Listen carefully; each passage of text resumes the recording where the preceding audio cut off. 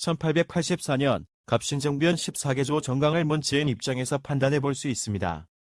문벌타파의 입장에서 판단하면 2조의 문벌을 폐지하자는 내용이 나옵니다.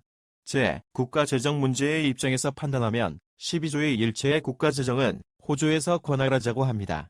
인재등용의 입장에서 판단하면 2조의 인재등용이 나옵니다. 이처럼 1884년 갑신정변 14개조 정강을 문재인 입장에서 판단해 볼 수 있습니다. 예, 그렇습니다. 1884년 갑신정변 14개조 정강을 문재인 입장에서 판단해 볼 수 있습니다. 문벌타파의 입장에서 판단하면 2조의 문벌을 폐지하자는 내용이 나옵니다. 국가재정 문제의 입장에서 판단하면 12조의 일체의 국가재정은 호조에서 관할하자고 합니다. 인재등용의 입장에서 판단하면 2조의 인재등용이 나옵니다. 이처럼 1884년 갑신정변 14개조 정강을 문재인 입장에서 판단해 볼 수 있습니다. 1884년 갑신정변 14개조 정강을 문재인 입장에서 판단해 볼 수 있습니다. 문벌타파의 입장에서 판단하면 2조의 문벌을 폐지하자는 내용이 나옵니다. 갑신정변 14개조 정강 2조에 의하면 문벌을 폐지하고 인민평등권을 제정하고 실력과 재능에 의해 인재를 등용하자고 합니다. 국가재정 문제의 입장에서 판단하면 12조의 일체의 국가재정은 호조에서 관할하자고 합니다. 갑신정변 14개조 정강 12조에 의하면 일체의 국가재정은 호조에서 관할하고 그 밖에 중앙재무관청은 협파하자는 내용이 나옵니다.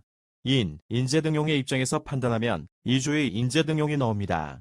갑신정변 14개조 정강 2조에 의하면 실력과 재능에 의해 인재를 등용하자고 하고 4조에도 내시부를 폐지하고 재능 있는 자만을 등용하자는 내용이 나옵니다.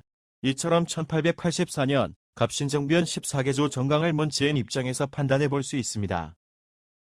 예, 그렇습니다.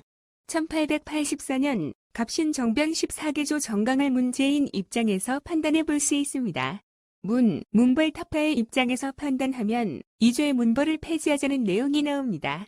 갑신정변 14개조 정강 2조에 의하면 문벌을 폐지하고 인민평등권을 제정하고 실력과 재능에 의해 인재를 등용하자고 합니다.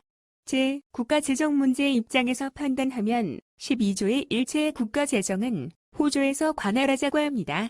갑신정변 14개조 정강 12조에 의하면 일체의 국가재정은 호조에서 관할하고 그 밖의 중앙재무관청은 협파하자는 내용이 나옵니다.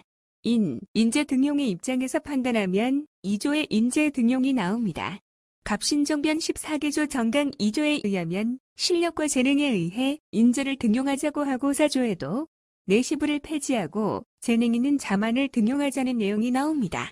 이처럼 1884년 갑신정변 14개조 정강을 문재인 입장에서 판단해 볼 수 있습니다.